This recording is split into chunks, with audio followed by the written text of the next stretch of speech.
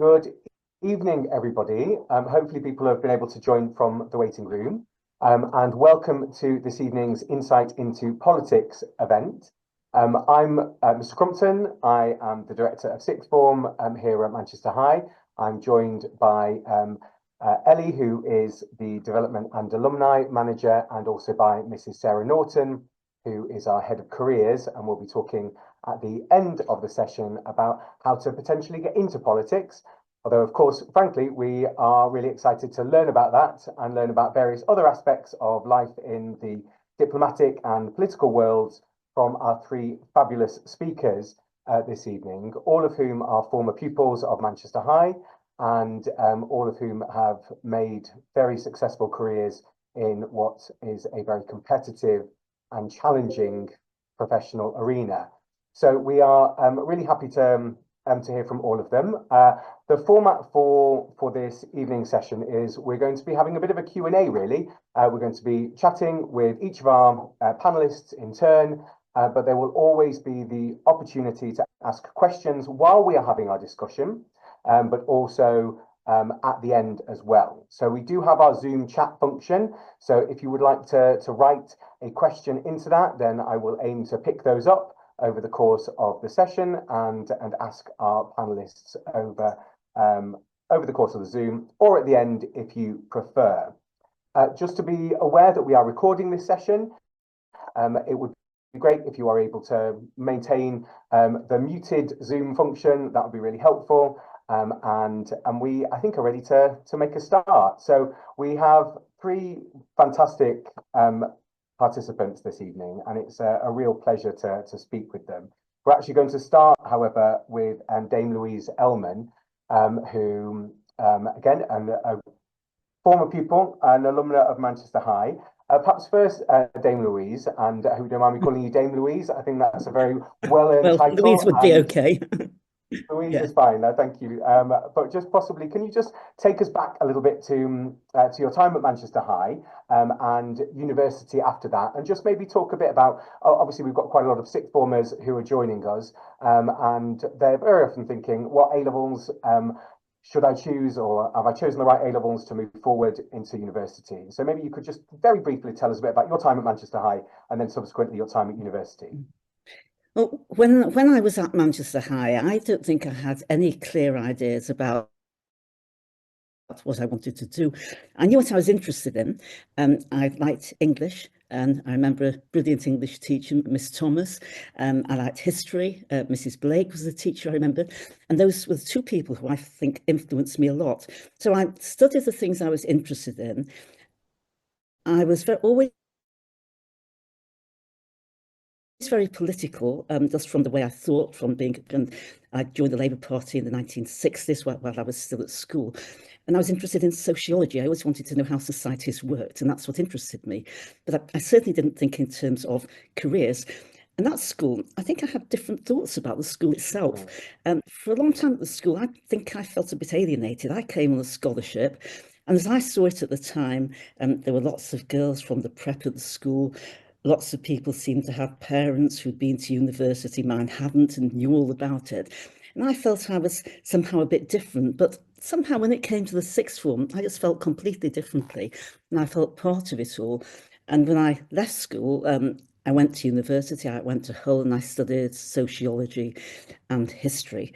And it was only after that that I started to develop the work that I did. And I think until that point, I was interested in topics and in subjects, and I was interested in ideas. I think that's so useful to hear, actually.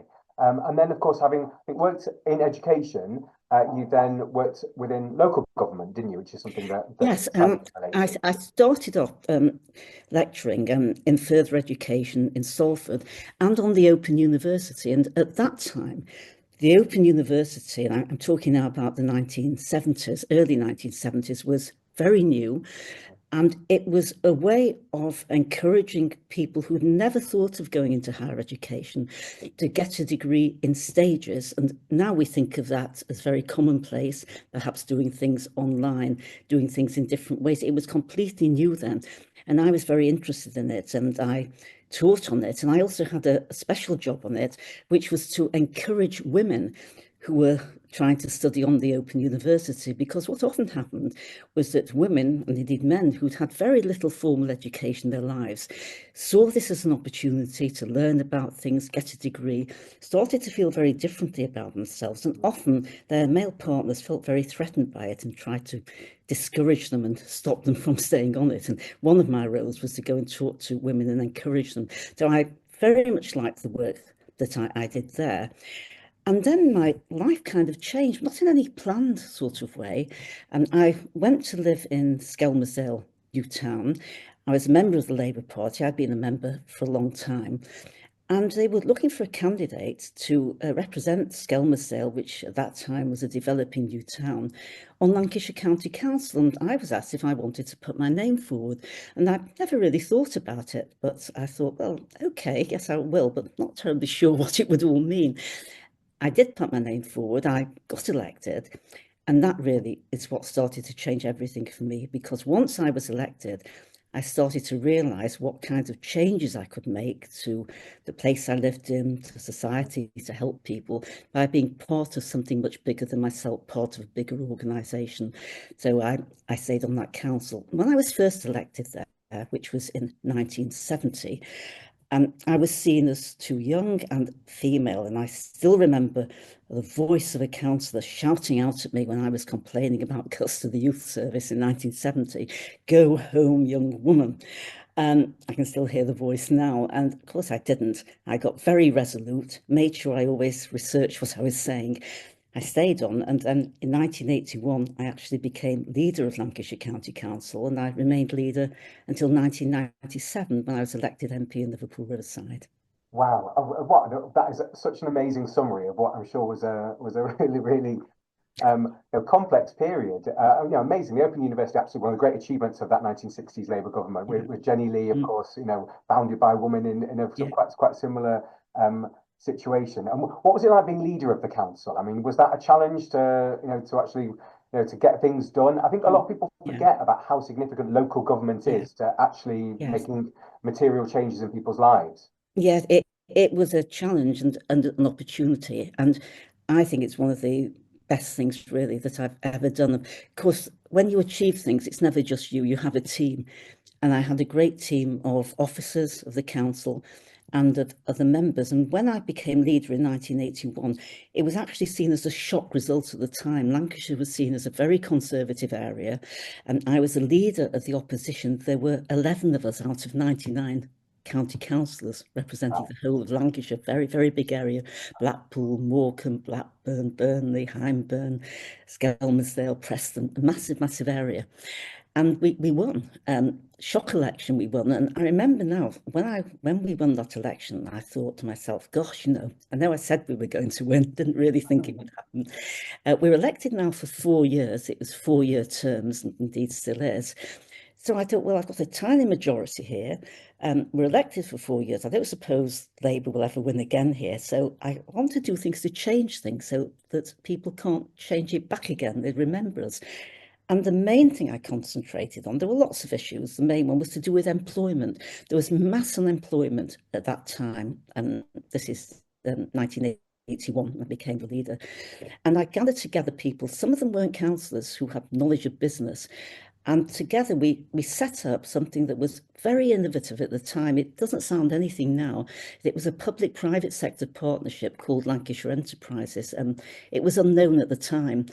And we set this up. It was linked to the county council, but set up in a way that it could act a little differently and draw on expertise that wasn't available in local government. And we set up an office in Brussels. I think we were the first local authority to do it. We secured millions of pounds from, well, it was then called the Common Market, the European Union, which was invested in businesses and training in Lancashire. And that was, I would say, the key innovation we made. We did a lot of other things like setting up a welfare rights service and pioneering a green audit of Lancashire, lots of things. But I think the thing that made us different was the pioneering work in supporting employment. We saved big companies. Leyland Trucks in Lancashire was about to go bust. We helped in the management buyout. That saved not just the jobs there, but jobs in lots of companies all around Lancashire and the Northwest, which fed into that company. But we also pioneered training courses, and we targeted courses helping people from communities who didn't normally get into certain occupations, into social work and into education, where minority communities in Lancashire rarely tried to get in. They thought this wasn't to do with them. We had targeted courses, again, a very new thing to do in the 1980s. Doesn't sound new now. So I would say, yes, being the leader there was a challenge, but it was also an opportunity, and we were able to innovate. And I think that what stood out for me from that time is, yes, we did our best to run traditional services, which had started to be a bit under the hammer from various cuts, which on reflection weren't as bad as I thought they were then. But we were able to innovate. We had powers to and to help to change the lives of people. And that was the power of a major local authority that had a big enough resource and a big enough population base, 1.4 million people it covered at the time, to be able to do that. And I saw how local government could be transformative to people and innovative as well. Oh, that's fantastic. Thank you so much. And again, congratulations on achieving so much in a very difficult time socioeconomically as well. And then, of course, yes, you become an MP in that Tony Blair landslide in 1997. But before then, I'm sure quite a lot of the people listening to the recording or live now would be interested in what's that process like becoming an MP? What's the selection process like? How do you just get a tap on the shoulder saying we'd like you to apply? Are you looking for a seat yourself? Because it's not an easy vocational pathway to no, it can be very difficult, and there isn't only one way to do it. And if I'm really quite open with you, I don't think I ever set out to be an MP. When I was council leader, I met MPs, I went on delegations to Parliament, and I didn't like them. I thought they were all rather rude, going in and out of meetings, and they sometimes tried to tell me what to do. This was people in my own party. I didn't listen to them because I knew more than they knew about what I was doing. And I didn't really aspire to be an MP. But I think that after I'd been leader in Lancashire, it was 16 years, I'd been re-elected my group had been re-elected several times. I think I'd started to run out of new ideas. And I was really interested in regional devolution, and I campaigned for an elected assembly for the Northwest.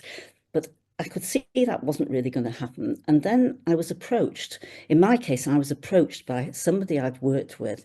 It was a trade unionist I'd worked with in Liverpool, who said to me that there was going to be a vacancy in Liverpool Riverside, that the long-standing MP there, Bob Parry, was going to retire.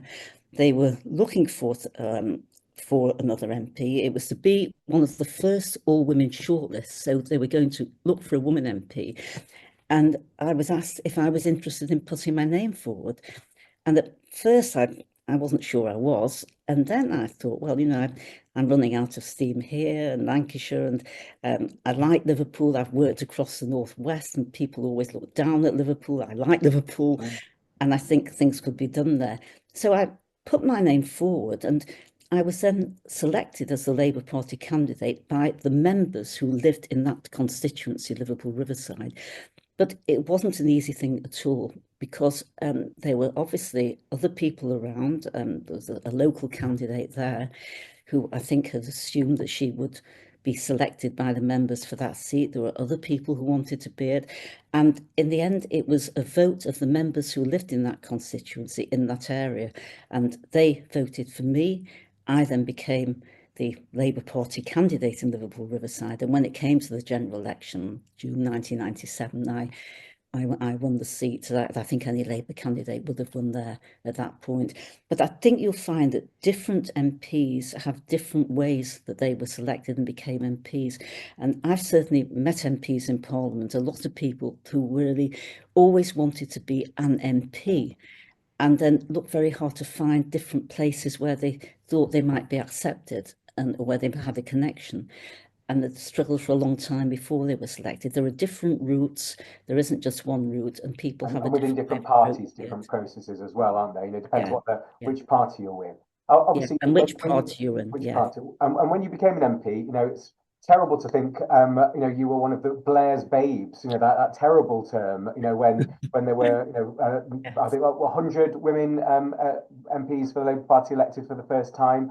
Over the course of your time in Parliament, which was, of course, quite a long time, up until 2019, did you feel that there was a significant change, a transformation in how women were treated in Parliament and the opportunities for women? Yes, there was a change. You know, and that phrase, Blair's Babes, I'm in a photograph called Blair's Babes. I remember on my way to going to pose for this, thinking, you know, should I really do this? And I thought, well, yes, you know, it's happening, be in it. And somehow it's from those days of Go Home, Young Woman, when I first was elected in Lancashire County Council in 1970, to the Blair's Babes. But actually, suddenly I wasn't young at all. And to me, going to Parliament was quite a massive change from being the young person too young to be there. I was one of the older people there. I was over 50 when I was first elected. So I always say, well, I was a mature Blair's babe, if I was ever one at all. And you asked me about women. Yes, I think things did change. And of course, I think it's the women who were there before who saw those biggest changes. I think that for me, it was rather different because I'd been used to running a major local authority for 16 years where I'd been in charge. And for me, suddenly I was in a different organisation. I was older, not younger, in a very different position without the power I'd had as council leader, where actually I could, within limits, decide what was going to happen. As a newly elected backbench MP, I was in a very different situation. It was quite a dramatic change for me in a personal sense. But yes, I think that things did start to change. And I think the whole culture changed, the way of thinking changed. And then later in the time I was an MP, the actual hours of working, being in the House of Commons chamber changed, and it stopped having very, very late nights all the time. But if you want to be an MP, don't do it if you're worried about the hours you need to put into the job, because the hours you put into what you're doing isn't just the formal part that you see people in Parliament or in official meetings. There's also your constituency, the place that you represent, which for most people is outside London, where you're talking to people there, listening to constituents' queries, looking at the interests of the place you represent as well. So it's not a thing to do if you're really concerned about time. Right, I think that's really, really important advice. And obviously, looking sort of over the course of your time as an MP, and you were chair of the Transport Select Committee, which is obviously, really significant role, and you were doing all your constituency work as well, involved in various other strategies and initiatives. Can you pick out maybe a couple of the highlights that really stand out, and maybe talk us through, how you actually were able to achieve some of those standout outcomes? Yeah, I think there are a number of things. I think certainly chairing the Transport Committee was important because I saw then how working cross-party, and it has to be cross-party with members of other parties in those committees, you can actually bring about changes. And in the committees of the select committees are formed in the political sense and the same proportion as the members of the political party in the parliament. So although I started off as a Labour chair in the Labour Parliament, actually for most of the time there was a Conservative government and I was a Labour chair of the committee. And the only way a select committee can work is by cross-party working, and forget the party, focus on the issue in front of you and get people together to agree on what needs to be done. And I think some of the things I think about now, we were very upset about the way bus services had been changed. And Margaret Thatcher had an idea called deregulation, and bus services were no longer run by local authorities. But it took us years to get it changed back, and it's Well, changing now. yeah, only now really with the B network Yes, in Greater it's only Manchester. now. And we had lots of committee reports, but getting information evidence, the committees are based on evidence. We did a lot of work to do with the cost of motor insurance, which changed things. And we exposed a lot of scams, I would say, within that business. If you have a crash, you're suddenly phoned up by some legal person that wants to represent you. They've been told that by someone else and paid. Then you're directed to someone who'll give you an alternative vehicle. They're paid to do that as well, and they happen to know where you are. And all these costs were going up and up and up. And I think we did some pretty groundbreaking work on that and made some changes there. I got very unpopular with some of the local insurance companies who I think I was damaging, but we were doing the right thing. So the select committee, very important on a national basis. I think in terms of personal satisfaction, dealing with cases of injustice. There were two cases where I could only have done as an MP. I couldn't have done it as a council leader. Michael Shields was an 18-year-old Liverpool football fan, went to watch a football match, and he stayed in Bulgaria. It was in the UEFA semi-finals. He was charged and found guilty with attempted murder. All in Bulgaria always protested his innocence. Somebody else confessed to the crime, but they were never pursued. Someone else from Liverpool. He was given a 10-year prison sentence in Bulgaria. Yeah. I got involved with others in him, and it took us 5 years, but in the end he got a royal pardon. And the end of that story is I went to his wedding in Liverpool. Oh, right. So really bringing about change, and we all had a part to play in that, but I had to do certain things as an MP that only I could have done, only an MP could have done. But there were other people on the team, legal people and others. And Johnny Camara, another, injustice. When I was first elected, he'd been in jail for 20 years for a double murder in Toxteth in Liverpool, which he'd always said he didn't commit. He tried to appeal, been turned down, got very, very angry. And the Criminal Cases Review Commission had just been set up when I was elected. He approached me and asked me to expedite his case. And could I?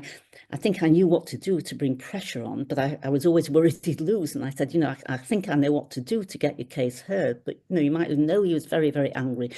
Well, my doubts were misplaced. The commission listened to his case. It went to a judge again, and in a very short time, he was released an innocent man after 20 odd years in jail. Oh, and I'm still in touch with him. There's a long story there, grave miscarriage of justice. So doing that, and the other one I think is to do with asylum seekers. I worked a lot with refugees. And there were a lot of asylum seekers, people seeking refugee status, in some very poorly managed tower blocks in Everton, in my constituency in Liverpool. And it was really a fraud because it was private sector people running the tower blocks. They had a contract with the Home Office, but they were exploiting the asylum seekers, terrible conditions. I took the case up. Again, that was a long campaign. It took a long time. But eventually we won, and I managed to expose, with the help of Beverly Hughes, who's a Manchester MP now, she was a minister at the time, and we exposed what happened there. And for years afterwards in Liverpool, different people who were then citizens came up to me and thanked me for helping them. That's 10 years earlier, because they remembered it. I didn't remember all of their faces. So and perhaps the other thing, helping Liverpool, because Liverpool needed regeneration. It had been in a lot of trouble, and it was just beginning to get back to being a great city when I was elected. The government did a lot of things to help it, but I got very involved in a lot of regeneration, particularly in the campaign for Liverpool to become the European capital of culture. And I was involved in that. Again, not just me, but there were things that only I as an MP could do, and others did other things. And in 2008, Liverpool became the European capital of culture. And that was really a turning point in Liverpool's recovery. So I think those are some of the things that I would pick out, where being an MP gave me, I would say, a platform, but also the ability to be able to contact the people who could make a difference and to campaign in an effective way, always with others as well, to change things, whether it's for an individual or for the city. Well, honestly, that fantastic encapsulation, really, just some examples of the change that you've been able to enact. As a council leader and then as an MP. Obviously, you left Parliament in 2019. During a chaotic time within the Labour Party, one might describe it as. You are, of course, Dame Louise Elman now. You have honorary degrees from the Liverpool universities, which must have been a wonderful achievement, having given back so much to the city. Do you miss it? Do you wish that you'd been there now for the new Labour government, or potentially have been elevated to the Lords? We're going to talk to Sally about that. Is politics still something that you wish you were involved with? Well, yes, I mean, politics is in my bones and it will never go away. And yes, I do miss it. Sometimes people say to me, oh, there's a lot of trouble going on down there. I bet you're glad you're not there. And I say, no, I'm not at all glad. I do miss it very much. And they look in quite surprised. But no, I do miss it. I miss being involved. I miss knowing a bit of what's going on. I miss being able to influence things, even if it's in a little way. But what's little in a global way might be very, very big for an individual concerned. And no, I like the political activity. And I was invited to an event in Downing Street recently, a social event. And as I went there and walked across the courtyard into number 10, I have to admit, I suddenly felt nostalgia. And I thought back to the years when I was in Parliament, and particularly when there was a Labour government and when I used to be invited to events and when I used to walk across that same courtyard and go into number 10. And I felt a bit of nostalgia about that. But I am glad to see a Labour government again, however difficult and challenging it is. And I hope that we see changes, however hard they are to make. Oh, well, I think we can all agree with that. Thank you so much, Louise. What a pleasure to talk to you. Please, obviously, stay with us. We will have some questions hopefully at the end. But I think if we don't mind, we'll move on to talk to Baroness Sally Hamway, who is another old girl, another one of our very illustrious alumni, and obviously she also studied at the school, did her A-levels, and then moved on actually into law, in fact, first of all, wasn't it, Sally? So, or Lady Hamway. Am I allowed to go for Sally? Please, Sally, yes. So could you maybe just tell us again a little bit of what you remember from your time at Manchester High, perhaps, and then the route that you went on to, which was to study law at Cambridge and then work in the field of law before politics was your calling? Well, Louisa's recollections have sparked some of mine. I remember Miss Thomas very well indeed. I was actually taught by other people that Louise would remember, and they had taught my mother and my two aunts. Wow. In fact, on the first day at the big school, at the gate, Miss Scott said, "Oh, I know your mother and your aunts." I was mortified, at 11 or whatever. But I'm sure Louise remembers Miss Lee and Miss Lever, particular Miss Lever, with her unerring aim with a piece of chalk in chemistry lessons. Yes, I didn't have any sort of plan. My father was a solicitor, and having rather resisted law for quite a long time, I thought, well, yeah, okay, it would give me a lot of options. I really, really wanted to read history. I was pushed to apply for Oxford and Cambridge by the school and offered a place at Girton College, Cambridge, but on the basis that I read law, because they sniffed out that I might want to switch to history, and history was better subscribed than law was. I was in a year where there were over 3 colleges, women's colleges, because they weren't mixed at that time. There were 7 women and 200 men on the law course, which I didn't cope with terribly well. I mean, some people, of course, loved that, but having been at an all-girls school where we hardly even had contact with MGS. In fact, there was something of a scandal when it was discovered that some girls had gone over to MGS to play in a Tiddlywinks match. These were very innocent days, you understand. I'd have been much better in a mixed environment where we were more equal. But I read law. It was a terrible course at the time, but I would recommend law because it does give lots of options. You can work in different types of jobs. There are so many different types of law.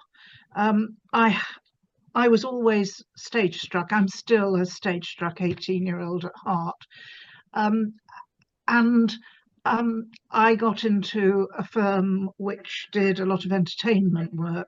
I'm sorry about the bongs. I'm actually at my desk at Westminster and I can't really turn them down. Wow. Well, listen, that wonderful sound effects to illustrate. So you were saying about working in entertainment law. Yeah, well, there wasn't a lot of money to pay for legal advice for the theatre or films. I got involved in the music business, where there was a lot more money. It's been throughout my career, people have said, you're a lawyer, you can do this, you'll understand this. Well, I promise you that drafting legislation, drafting amendments to legislation, reading it, is very different from drafting a recording contract between a rock band and a big recording company. I couldn't do it now. I don't know what the right royalty rates are, for instance, but the law did open avenues to me. And I think what we're learning really, isn't it, is that politics for lots of people, not for everybody, but for lots of people, is a career that one comes to after having worked in other fields. You know, whether that's law or education, or many different other sectors. But you also then moved into local government first, didn't you, in London? Well, I actually came into politics for, I make no bones about this, social reasons. I was campaigning during the 1975 referendum as to whether or not we would stay in the common market. I enjoyed that and realised that one of the reasons I enjoyed it was not just the politics of it, but meeting like-minded people. And shortly after that, I moved to the part of London where I now live and joined the Liberal Party, and did indeed meet like-minded people, and made lifelong friends from that. Threw myself into it, and the then leader of our group on the council said, "You're very good at organising jumble sales, you should stand for the council." There's no logic in that, but I think it's probably a fairly common kind of experience. And I did, and I won just. The count, because there was a recount, was quite a learning experience for me. Because when the recount came, I was shoved into a corner, given the mascot, which was a large teddy bear, to hold, and just kept out of it. And I realised that this was because what mattered was not whether I was elected, it was whether we got another Liberal elected onto the council. And I enjoyed being a ward councillor very much, actually. Well, just to build on what you're saying about obviously being a Liberal politician, and for those people who don't know, the Liberal Party, which is a very venerable party, was one of the two main parties all the way up until after the First World War, and only merged with what was the Social Democratic Party in the late 80s, but now is very much the third party. Can you maybe speak about how it's been being never really the party of government, apart from that very ill-fated coalition? Well, you see, for me, that's not been the case, because in my part of London, there were the Liberals, and then Liberal Democrats, and the Conservatives. And we generally got on very well with Labour members around here, because they know that they're not going to be elected. And there's been a bit of an understanding over that. So for the whole of my time on the council, it was the Liberal Democrats, or the Liberals, and the Conservatives, which was, excuse me, how I came to follow the rest of my local and London government career. A similar sort of experience. We thought we were about to take control of the council. We knew that would come. "Sally, I've got chairs for all the committees," says the leader of the group. "You're a lawyer, you could do planning. It's the only one I haven't got a chair for." Well, again, no correlation with recording contracts or whatever, but I did. And then the London politics changed. Margaret Thatcher abolished the GLC. There were some London-wide committees that were set up. we reached an agreement.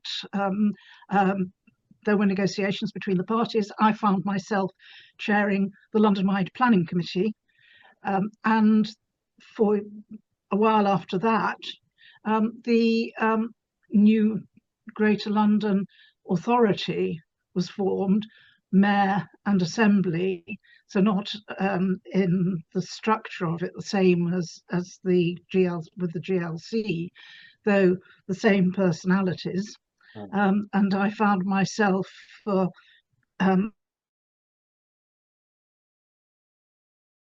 Assembly when Ken Livingstone was mayor, which was a whole new experience.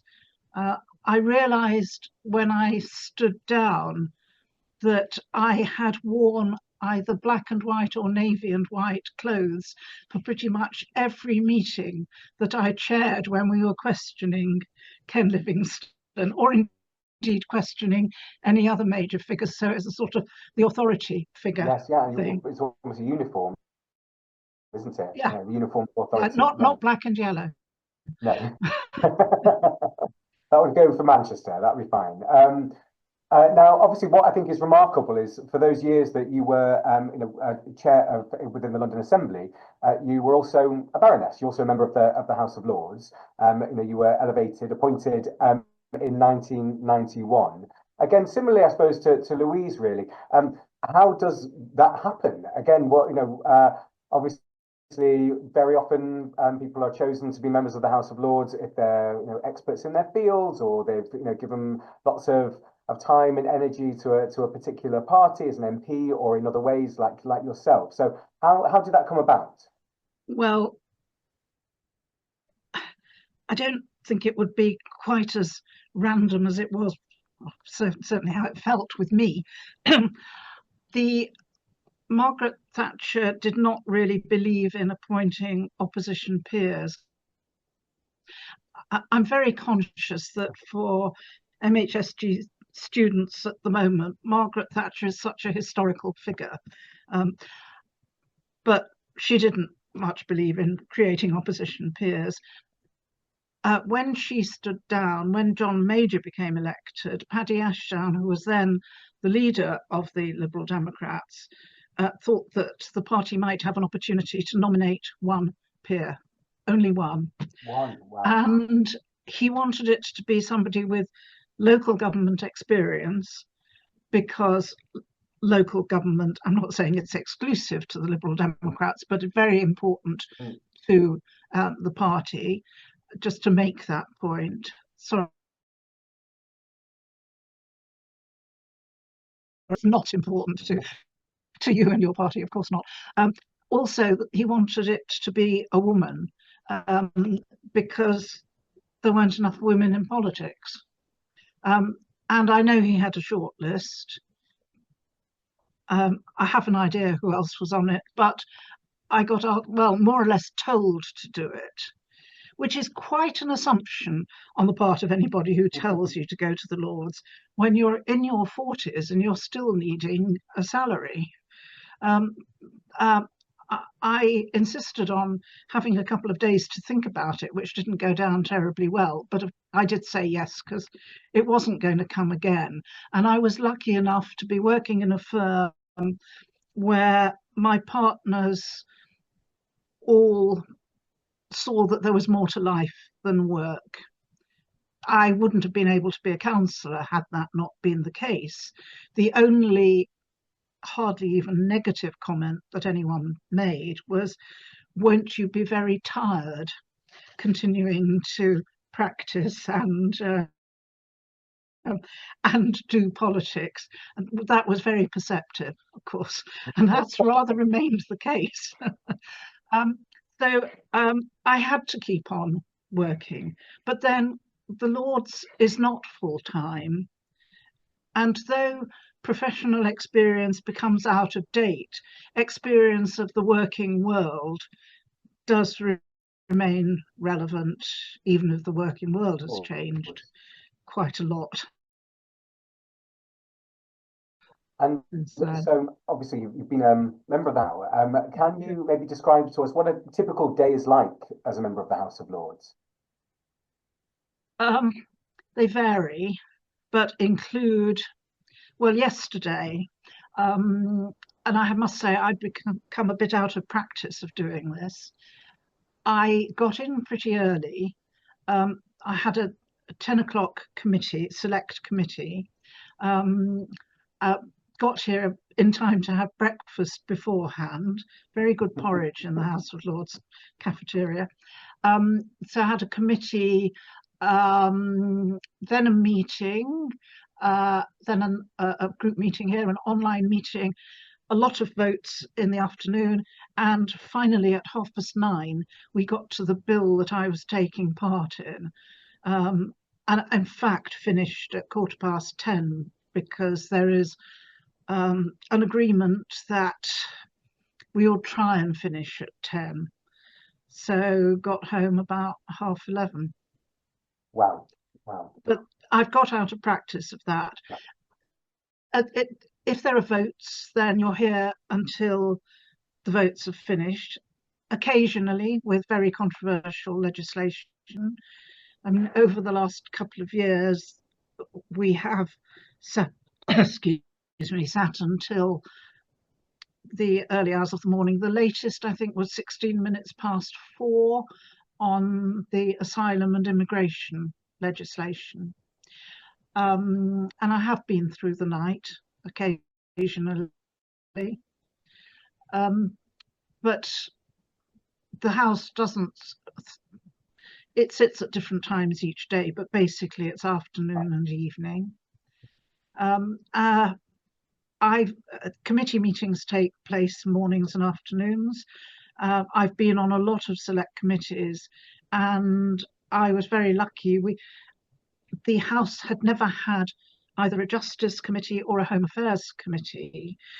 We try not to replicate Commons committees, but then it was decided to form a Committee of Justice and Home Affairs, and I chaired that for the first almost 3 years, which was, I felt I was kind of moving on quite a step. It was a very eminent committee, included Heather Hallett, who's now chairing the COVID committee, David Blunkett. There were people of that calibre, and me. But, you know, I did it. It was a new experience. And I think it's just terrific to have the opportunity of new experiences long after I really should have retired. Well, this brings me on to, I suppose, a more general political point, really. And in your time in the House of Lords, you've seen the reduction of the House of Lords in 1999, when most of the hereditary peers were abolished, as it were, or at least, you know, they weren't allowed to have any role in government, in legislation through the House of Lords. And now there are lots of things on the table for potential changes again. What would you say to people who say, well, it's unelected, you know, it's better to have another elected chamber, that would be more democratic? You know, do we really need the House of Lords? What would you say to people who argue that? Well, those are separate questions. Indeed. Do we need the House of Lords? Well, I wouldn't say that we need the House of Lords as it is now. The first question is, what should a second chamber be doing? But there doesn't seem to be a huge amount of appetite for addressing that. The discussion is always about the form. Is it right that an unelected House should be able to influence legislation, the laws of the land? Well, I'd agree with that. I stood for election locally when I was still, you know, after I'd arrived here. You can't get a mandate for the job here, but the only mandate I could get was the 8,000 voters in my own ward. And I thought, I didn't at that time anticipate London, but I thought it was important still to stand for election when I could. And I think we should be elected. or largely elected, if that's the compromise, but by a different means of election and at different times from the Commons. I do think we shouldn't set ourselves up in competition, and I can see the dangers of that. But I'm very conscious, and the House is very conscious, that we are not elected. And that's what usually breaks any deadlock over legislation, that so many members, not just people who have been MPs, though they obviously feel it very strongly, but a lot of the independents, most of the independents, I'd say the crossbenchers, also feel that extremely strongly. I think actually it goes right across the House. We're not elected. At the end of the day, we get what compromises we can, but there's a limit. Sure. I mean, I do think, frankly, though, someone like yourself, Sally, is really an argument for why the House of Lords should exist in its current format, considering, you with your experience and your knowledge and your ability to compromise and connect and communicate, and the ability to actually appoint people without having to deal with the grubby reality of democratic elections sometimes might actually be more beneficial for our society and our democracy as a whole. So, I think, and when you were talking about people of their caliber, I think, you very much are included in that. As a final point, I think it's interesting that I know you've spoken about the 80-20 rule, about the split between effort and effect. Maybe you could just tell us a bit about that as a sort of final message for the girls in particular who might be listening. I have a lot of friends who are very diligent. I am hopeless at seeing the wood from the tree.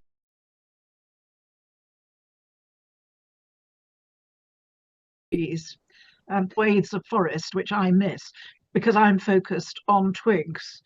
And I have to tell myself to stop focusing on the twigs, and that 80% of the effort, 20% of the effort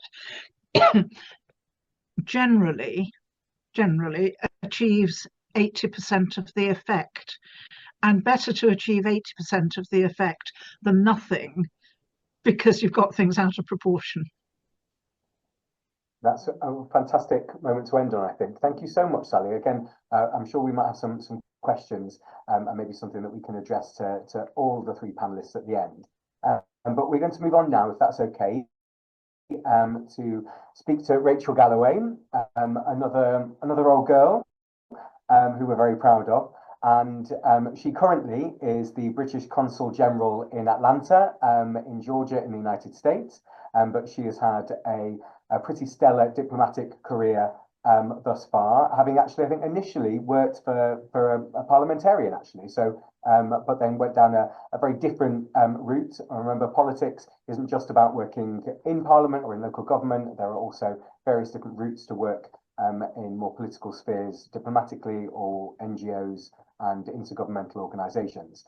So again, Rachel, maybe if you can, could you tell us a little bit about your time at Manchester High in the 90s, and then what you did subsequently to lead you down this diplomatic pathway?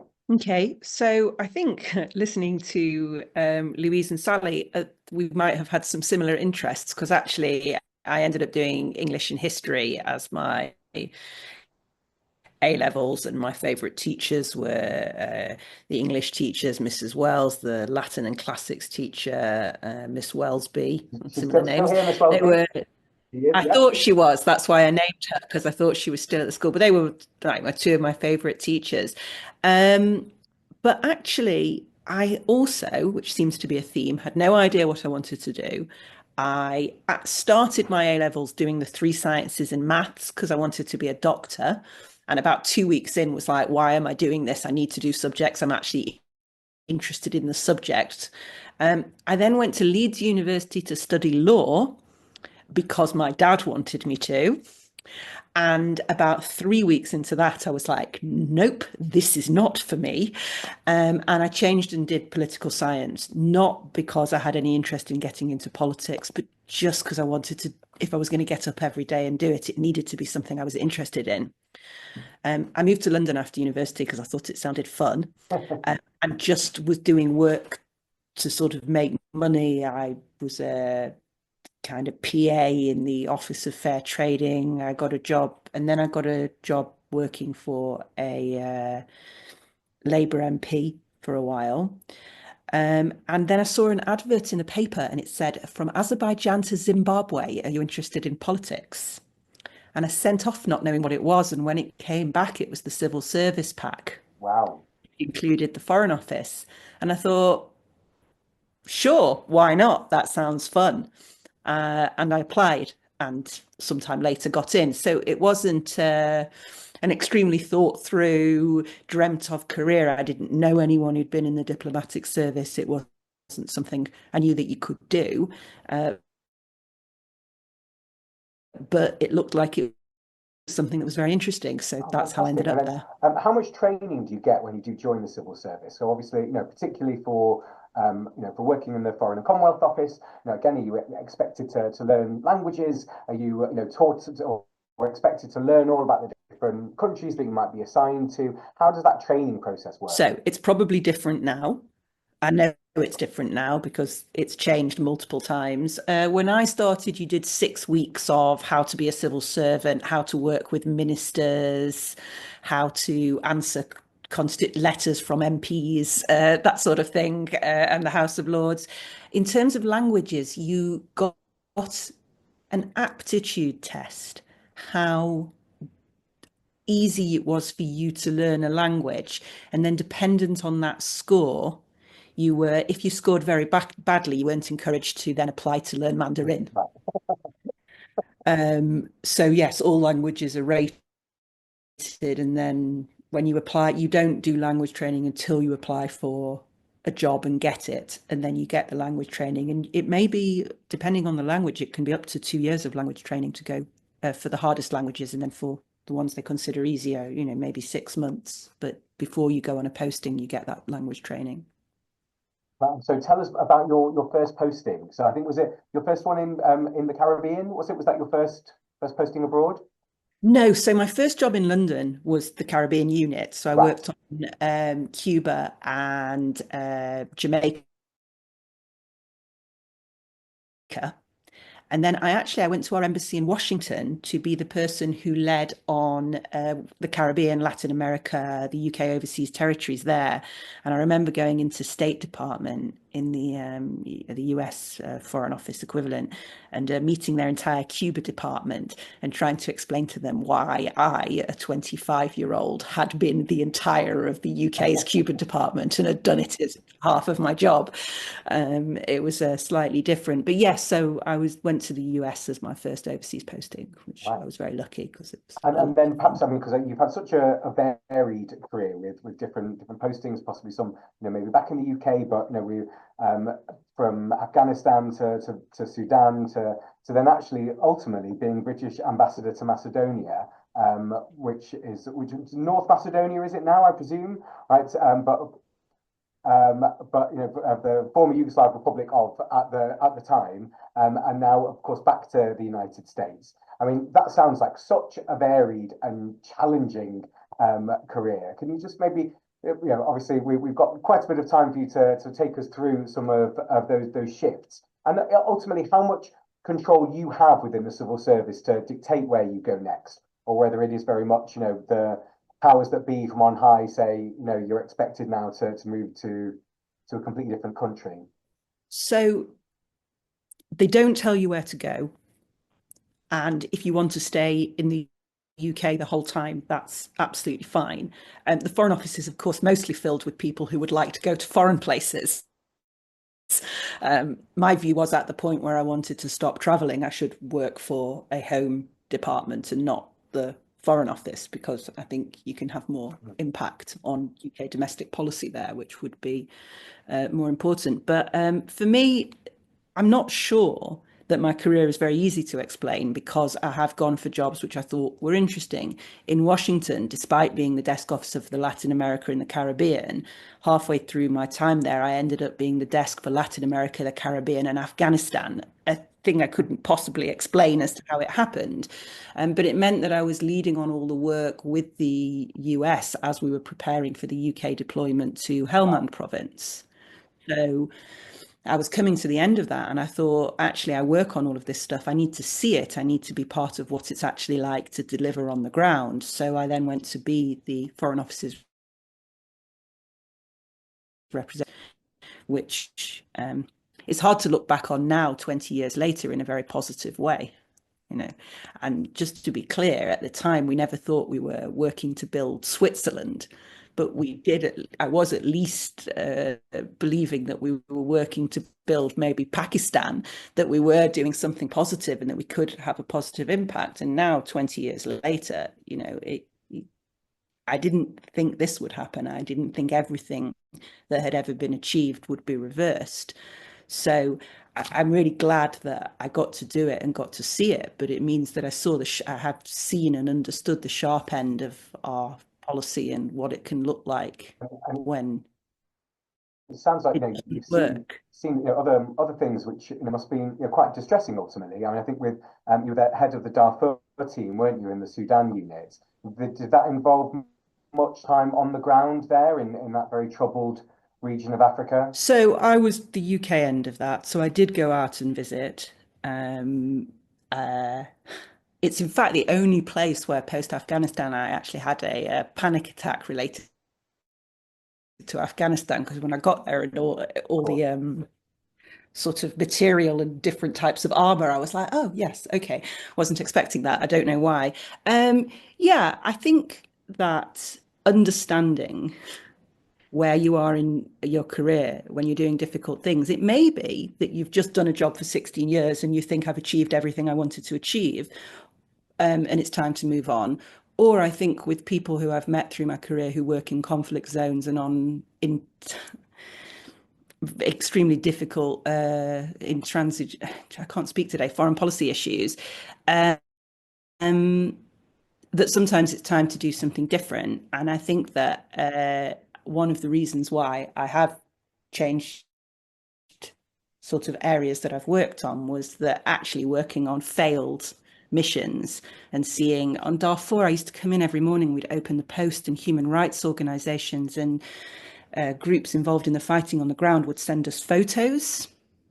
And you're like, okay, right, it's 8 o'clock in the morning. That's the beginning of the day. And then the rest of the day is spent on working out how you're going to help people, what we can do with UN missions, what the UK role is. We were a joint unit with what was then the development agency, DFID, which is now part of the Foreign Office again, working how can we deliver aid to people. So you're spending the day doing things which are positive to try to make change, but it is in a framework of something that can feel very, very negative. So working out what you can give to that, or whether it's maybe time for someone else to come and bring their enthusiasm and energy to it, and you maybe need to do something different, I think is an important thing. And then eventually you did become an ambassador, which in some way, along with high commissioners to Commonwealth countries, is sort of one of the pinnacles of a diplomatic career. Does that involve lots of ceremony, or is it again still very much kind of like day-to-day dealing with with issues of British nationals in that country, obviously trying to convey the foreign policy objectives of the British government? Can you sort of take us through again a bit of a day in the life of being an ambassador, in your case to Macedonia? So it's actually really, really varied. I think, as ambassador, there's more sort of pomp, and I was once introduced to a large conference where every time they referred to me as Her Majesty Rachel Galloway. And the video footage of it is me very clearly trying not to laugh, and some of my team in the conference clearly hysterical. So there is a bit. You were Her Excellency, I suppose. Her Excellency, yes, but Her Majesty, I am not quite hit those heights. I mean, one of the privileges of the job, there was one week in Macedonia where on the Sunday I went to the inauguration of the new president. On the Tuesday, I was in a very small room at the president's house when the Pope came, and I get to hear the Pope speak. And then it just coincidentally that same week, Prince Edward came. So I had a president, a pope, and a prince all in the same week, which was pretty exciting. But it was also a job where I led teams of people. We worked on everything from sports diplomacy through to we had really, really interesting, good development projects in education. I mean, one of the things I'm really proudest of my time there was we had a really small pot of money during COVID, and we used it to get sanitary towels into schools because 60% of girls in rural areas didn't go to school when they had their periods. Wow. So they were missing 2 to 3 days of schools because they didn't have access and they didn't, so we did this really little project. We got sanitary towels into school. We persuaded a few supermarkets to provide them. We did a little campaign with some journalists around it, and they lifted VAT on sanitary products. And it was like a permanent change from something so small. And, 50% of our time in the embassy in what was then Macedonia was trying to help Macedonia become a member of NATO, which was this really important, massive geopolitical issue. And it was a huge success when it happened. We thought they would be the last member for quite some time until, obviously, Russia then invaded Ukraine and changed everything. But one of the wonderful things about the job was being able to affect change on this grand scale, while never forgetting that actually really, really small, impactful things we could do would totally change these girls' lives because they weren't missing 4 days of school a month, yes. 4 or 5 days of school a month. So I think that's why it's a great job, because you have that sort of variety of being able to do such different things with people. Absolutely. Well, I think that's a real theme across all three of our panelists, really, isn't it? That those sometimes small, sometimes larger things which you can do to make a genuine and material difference in people's lives. And that must be so fulfilling. And it's obviously one of the fulfilling aspects of politics and diplomacy as a career. Now you are back in the United States as the British Consul General. Perhaps for the people listening and watching, can you explain, what does that involve as a role? We have consulates in countries which are big enough and the relationship is complicated and important enough that we want some representation outside of the capital, and it's in the capital that we have an embassy or a high commission. So in the US we actually have 8 consulates. So we do the traditional things that we always do, help British citizens in need. We do citizenship ceremonies in the office, which is always lovely on the days when those are happening. We do political reporting. We report into the embassy and into the Foreign Office and what's happening. I mean, Atlanta's in Georgia. It's had a lot of international attention over the last few years around elections. We try and put some of what's happening in context. We do soft power. We try and sell the UK overseas. This week, my team have been taking Paddington Bear around with them everywhere he goes, ahead of an event we're going to do for the screening, because Georgia is one of now the second largest film capital in the US. By 2027, it will have more film studios than Los Angeles. And that's really important, which leads to one of the main things my consulate does, which is trade. We're trying to help UK businesses who want to come to the US and US business that goes to the UK. And for me, I tell the same story in both directions. I'm trying to get US businesses in this region to look past London and see what's opportunity in the whole of the UK, and to explain to UK businesses that actually it's not just New York and LA.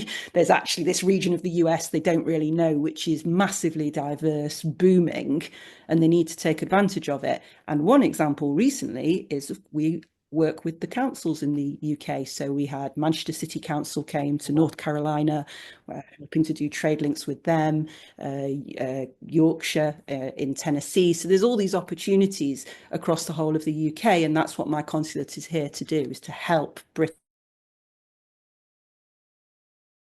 have those opportunities here. And just almost a final question, and representative representatives of political parties in what is quite a as oppositional political system in the UK. Obviously, being a civil servant, you have to really put that aside. Has that ever been challenging, or do you feel that it is challenging for people who might have very strongly held political beliefs, which might then come into conflict with the government of the day? Is that something that you, as a civil servant, have to just be wary of? So I do think you have to be wary of it. Right now, for example, people have very strong political views about what's happening, and I have to talk to my team who don't all have one view. My team is made up of Americans. They have different political perspectives, and we represent the UK government overseas. So that's what we have to remember. It's not talking out of school, though, to say that I was the chair of an EU committee at the point when the United Kingdom voted to leave the European Union. Yeah.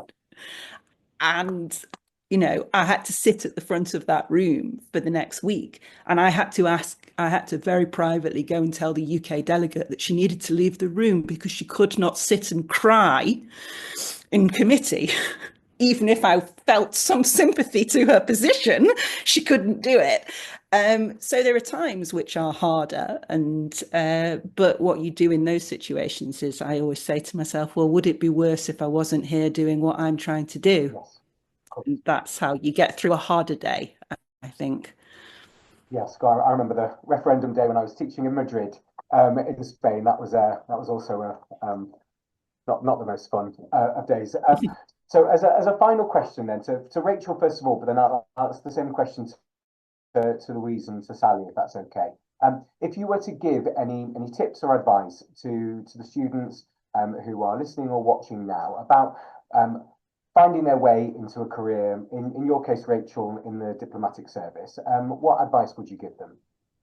I think you have to do things that you find interesting. I know you also have to eat, so you have to do things that give money and allow you to do that. But I think that you have to be able to get up in the morning and believe that what you're doing is something that interests you. I think if you don't do that, it's very, very hard to have the drive to be successful and to get something out of what you're doing. Oh, that's fantastic advice, and I absolutely concur. Over to you, Louise. Do you say the same thing?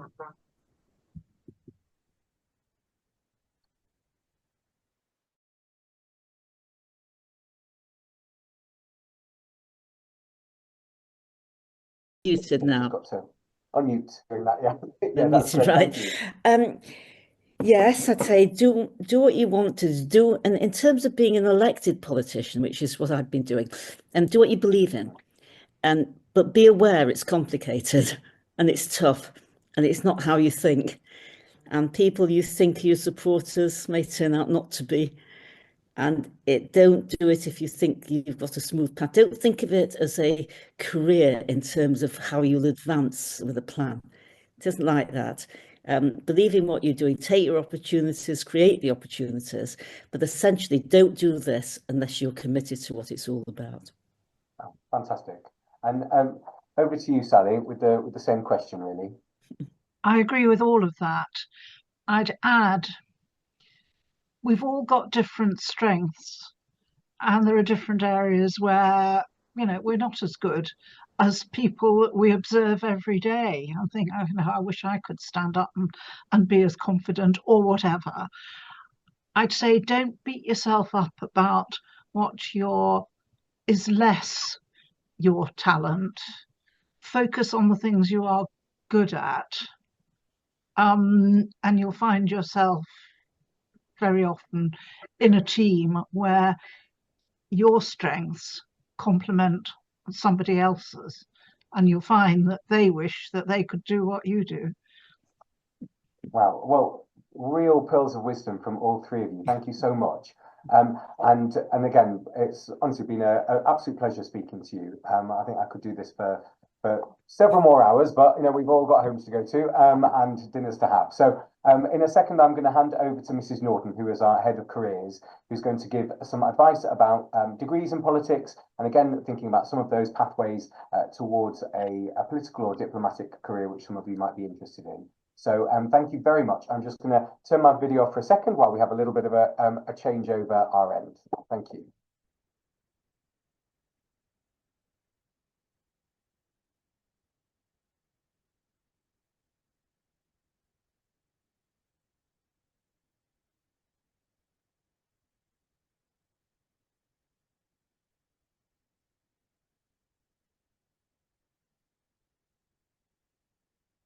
Good evening, everybody. So, as many of you will know, I'm Mrs. Norton, Head of Careers. I'd just like to start by kind of echoing Mr. Crumpton's thanks. These have been really, really fascinating presentations. I've been listening to all that you've been saying. And actually, I remember, Louise, you came to our school some years ago, and I remember hearing you speak then, and it was, it was really fascinating then. And I think the kind of key thing that I take from what you've said about essentially working in this field is follow your interests, follow your strengths, follow, it's a bit of a cliche, but your passions, your interests, but also be prepared, to kind of follow the workflow, that it's not necessarily 9 to 5 or 8 to 6, that you've got to be prepared if you want to go into this field of work, this area of work, to go where the work takes you and work the long hours and, sit on committees and do all sorts of things that may take you out of your comfort zone and out of your, normal time frame. But that's true of so many careers, and so many things which are rewarding are going to be like that, regardless of the career. It just happens to be this area. So all such varied pathways and different levels of kind of areas of interest and job roles. So a lot to take away from all of that, all completely fascinating. And as always, when I hear these presentations and these talks, I do think, oh, what an amazing line of work and what amazing experiences, and wouldn't it have been lovely if. But then on the other hand, I think, oh, well, I've heard about lots of different interesting things, so I've lived vicariously that way a little bit. So I'm just going to take you through a few things related to how you could perhaps study or pursue an interest once you finish your A-levels here. And of course, as we've heard, actually, the way that our speakers got into this line of work is not necessarily, right, I'm going to do a degree in politics and become a politician. And again, that's true for many of the careers that we've spoken about over the years here.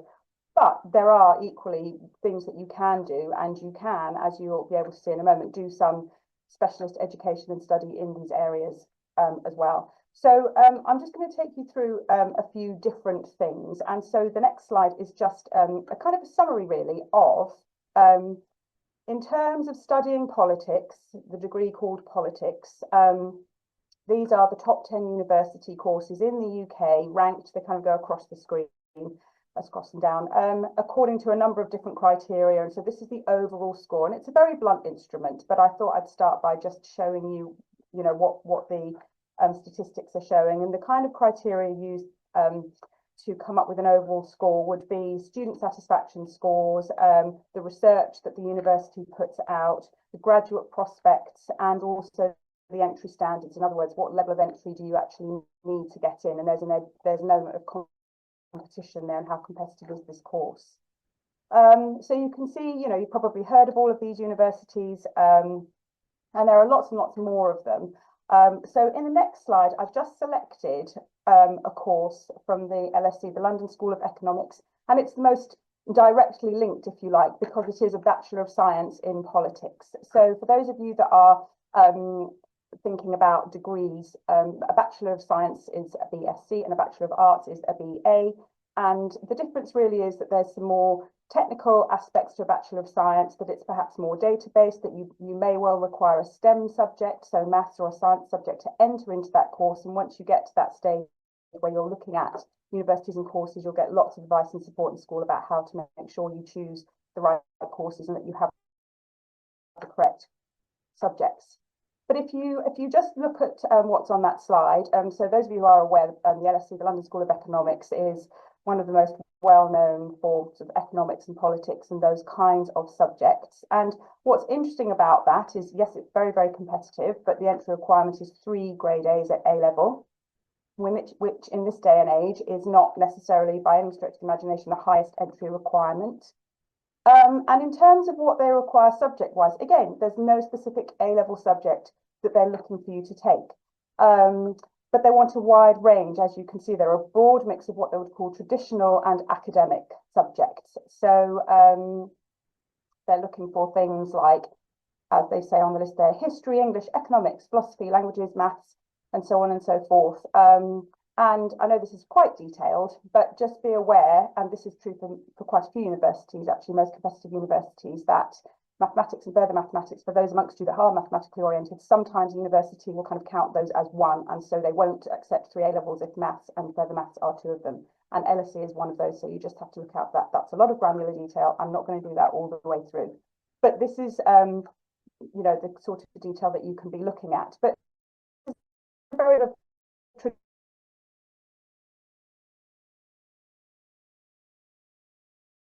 traditional course in politics. If we can go to the next slide, and you know, there might be a slide with the first one. So if you're able to just click on to my next one, there is PPE at Oxford. Just back to the PPE at Oxford, if we can. Thank you. Yes. So politics, philosophy and economics at Oxford. And again, you can see the entry requirements there. Similarly, it's 3A, so it's not necessarily the highest A-level grades, but they do require an entrance test. And this is something else that you'll come across when you start to look into courses. Look at the little writing at the bottom. You may not be able to read it. Very, very competitive, and it's very, very competitive. But PP is one of those courses that's quite well known. There's a bit of mythology around it. Many, many successful or famous politicians, if you like, have studied PP at Oxford. It's very prestigious. Again, they don't require specific courses, but they recommend maths and history. And I always say to students, if the university, particularly a very, very, very competitive university such as Oxford, is recommending a subject, you would be very wise to take that subject. But that's again another course that's very sort of typically where people interested in politics might study. But there are lots and lots of different areas, as we've heard tonight from our speakers, in the world of politics. So if we just go on to the next slide, this is a course at, I think, York University. And you'll notice there it's a BA, Bachelor of Arts, so it's possibly less statistically orientated, although it is in public policy, so there will be some data there. If you look at the entry requirements, it's looking for BBB at A level, and it's a very, you know, competitive Russell Group university. So you can see there's a real range of entry requirements for these courses. And public policy, our speakers will know much more about what this kind of thing might be than I will, but the granular detail of how things are developed and presented and organised in society is very much about looking at what is in the public best interest and how we're going to best roll out, for want of a better phrase, some of these schemes, systems or structures that are needed for society to run. So public policy is all about how you make policy for the public. And it can be in health, it can be in all sorts of different areas, but you can actually do a degree in that, and lots of different related kinds of degrees, social policy, public policy. There's lots of data analysis type courses as well that are all geared towards, if you want to go into working in politics in the widest sense, very, very interesting and useful skills and knowledge to have. So the next one I wanted to just talk briefly about is doing postgraduate study. So you can do an undergraduate degree in something completely different, and you could perhaps go on and do a master's program. Most master's programs are 1 year. They're often taught courses, which means you go typically in person, but it might be online. And you will have projects that you do. There's potentially some study abroad or some work placement involved in that. It might be in the summer when you finish. And you can just see there in perhaps small writing. So this is Loughborough University's master's degree in diplomacy and international relations. So you'll learn the theory around that, but you'll also be probably doing some practical work in that as well, some professional work in that. And you may be able to see where it says entry requirements, and it's got 2:2. That's a degree classification. It's not the highest classification. So again, it's not necessarily the most competitive course to get into. You might see as well that the fees of £12,500 are a little bit higher than an undergraduate course. Typically, it's about £9,500, but it's only for 1 year, and you can get that on a student is they might do their undergraduate degree away from home, but then perhaps come home for a master's degree for 1 year, or sometimes stay in the town that they were staying in for the living for their undergraduate degree. And some universities do master's degrees online as well. So there's a whole variety out there. And there are some undergraduate courses in diplomacy and international relations as well. But I thought that it would be interesting for you to hear that there are postgraduate studies that you can do as well. So you might not come to this until a bit later when you've done your undergraduate degree in any other particular subject. So that's a very, very brief summary of some of the kind of big label universities and the courses that they offer. But I'm going to talk a little bit for a few moments now about apprenticeships. So apprenticeships are, as you probably know, but you may not, are courses where you are taught, but you're also working at the same time. And typically there are apprenticeships that are for kind of GCSE standard, what we call a level 2, or A-level standard, what we call a level 3, or degree level apprenticeships, or sometimes called higher level apprenticeships. And those are where you are at university and you are also working. And there are lots of benefits. There are pros and cons to everything. And I thought I would just show you a couple of things directly related to politics that are apprenticeships. Now, these links are live links. However, I'm not going to click on them now, but I think we can share that PowerPoint to interested people or to the groups that have attended, and you'll be able to click on the links and see what some of these jobs are. So the first one was directly from the UK Parliament's website, describing a range of apprenticeships, and they aren't necessarily to be a politician, to be an MP, but of course, within the UK political system, as in any other, there are lines of work, areas of career that aren't necessarily being a politician. You might be doing all sorts of things. You might be in the marketing department. You might be in the legal department. You might be in the public relations department. You might be in the higher human resources department. You might be in the events department. There are lots and lots of departments within the political system and structure that you might want to work in and not necessarily be as politically engaged in that side of things. So there are lots and lots of jobs that you can do working within Parliament. As you can see from this list, there are apprenticeships, but there are also sandwich student schemes, which is if you're at university, you can do a year out and work for the Parliament. There's some work experience. And then there are some other apprenticeships there as well. So this just will show you a few of the apprenticeships that you can do where you are trained and get qualifications, but you are also paid to do a job. So if we just click on to the next slide, please.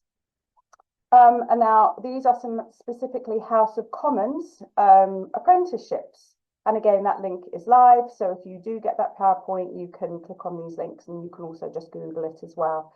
But there are some apprenticeships here that were on their page. So Speakers Apprenticeship Academy, they have a whole academy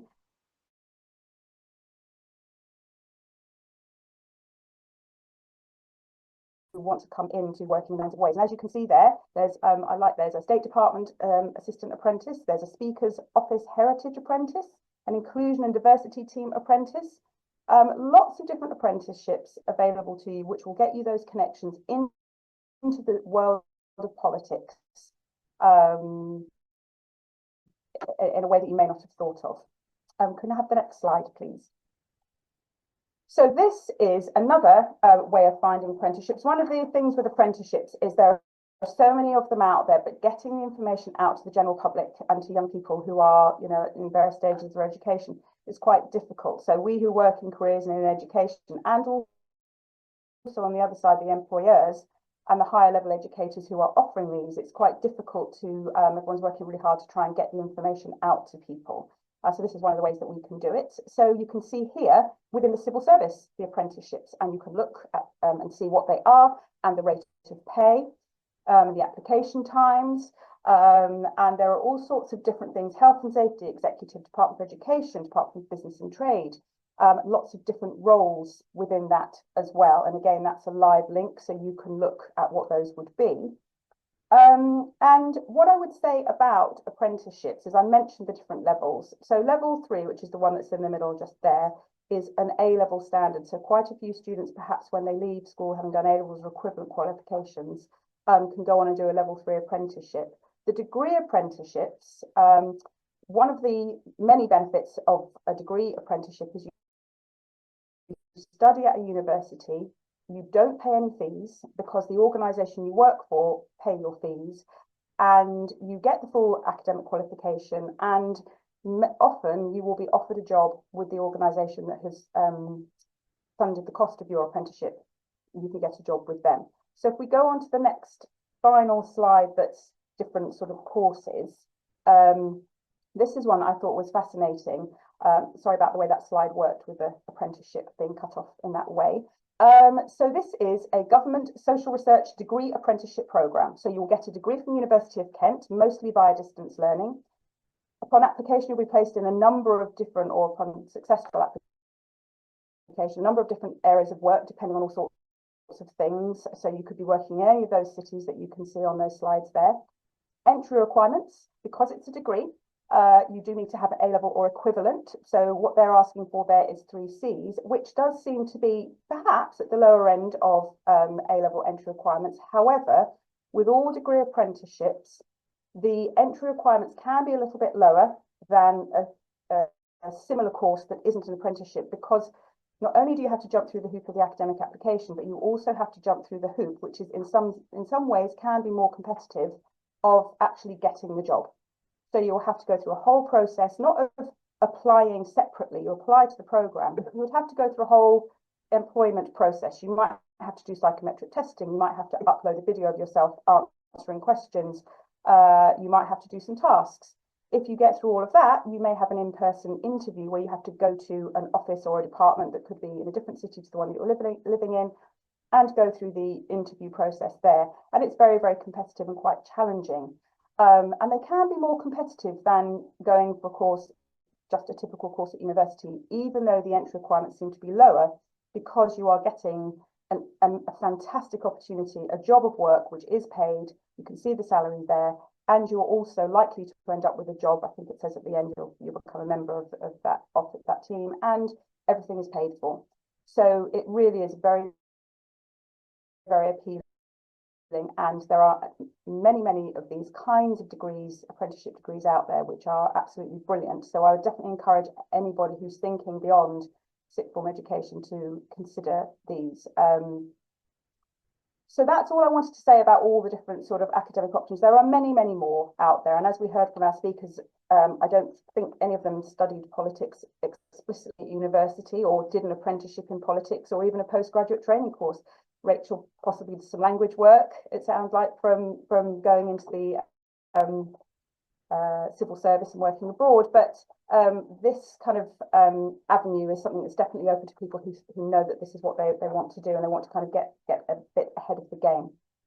So finally, for me, next slide is really just, it sort of echoes what our speakers have said, and it's quite common sense as well. It's the sorts of things that you might think would be fairly standard. If you are interested in politics, and if you are interested in politics, you will probably be doing or thinking about these sorts of things already.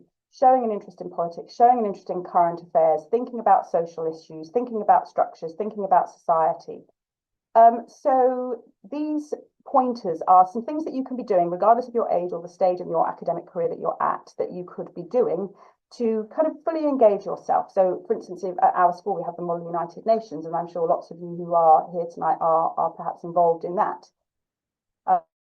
So, you know, political affairs, social affairs, global affairs, stay on top of current affairs, perhaps become a rep at your school or your college, representing your peers some way or another. And we heard about where political ideas and values might not necessarily align, but learning how to represent your peers, your constituency, your cohort, even if you don't necessarily agree with all of their views, is it's an invaluable skill, and one that we need all the more, I think, today. You could do some work experience or some volunteer work for a local party, some campaign work on a particular campaign. You could perhaps apply to work in a local council office or your local MP's office. And again, it doesn't have to be somebody whose political views or political party you necessarily agree with or would vote for. It's invaluable experience to be able to work in this, and a privilege to be able to work in these kind of environments. Standing in student elections. When you're a little bit older, or maybe not that much older, you could work towards becoming a local councillor. You could actually represent your local area in that way. There are lots and lots of things that you can do getting involved in local areas. And lots and lots of areas have student-led student political parties or political campaigns that you can get involved in and work with that way. You can also do kind of journalism. You can write for your local paper and write political stories, or at university, the local radio, and do political journalism that way. So there are lots and lots of things you can do around this area to engage or feed your interest, to develop those skills that are going to be useful for you if you do work in this area eventually. And just finally from me, just obviously two very significant websites that you can look for all sorts of things: university courses, level 3 courses, apprenticeships. The UCAS website is All Things University in the UK, and Unifrog is All Things University plus Careers, but it goes global as well, so you can look globally. And the students who are in the school, they might be familiar with particularly the Unifrog website, and you can literally Google MP, what are the jobs in the UK, what are the skills, what are the hours, what are the salaries, how many of those jobs are there available, and then what do you need to do to get into it, and you can just drill down and down and down. I mean, there's so much information there, but it's actually a case of focusing on what you need to find out. There's an absolute wealth of information. So that's all from me. Thank you very much for your forbearance. This slide show will be available to you, I think, so you can click on those links.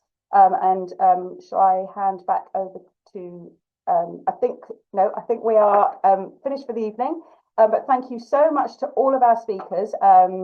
It was really, really fascinating. It was lovely to hear all of those stories, and as it says on the screen, if there are any questions or anything you'd like answered, if you just email the email address there, development@mhsg.manchester.sch.uk, we will answer those questions. So thank you very much from all of us. Have a good evening. If you're journeying home, have a safe journey home. Thank you very much.